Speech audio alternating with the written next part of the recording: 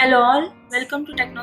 In the section of working with Python, our today's program is write a Python program to test whether a past letter is vowel or not. So we'll take the input from the user and then we'll check if the given input is a vowel or not. For now, we'll take a static approach. For that, we'll make a function ref is vowel and then a character value. Now we take a variable all vowels and we just put all the vowels inside it. Then we return character vowels. So if it will be there inside this character, it will return it, else it will not.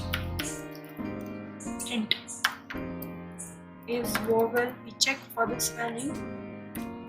First we take a consonant, let's say C, then we take a vowel value to check its correctness. This vowel, let's take E. So we are done with the program. What we did is we created a function is vowel which is accepting character values.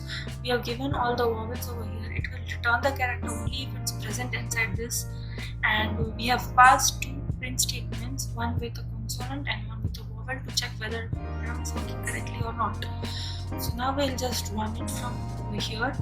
So for C, as it is consonant, it will show us false, and in this, that is E, it will show us true. So this was our program. Stay tuned for more such content to TECHNO. Please do like, share and subscribe our channel.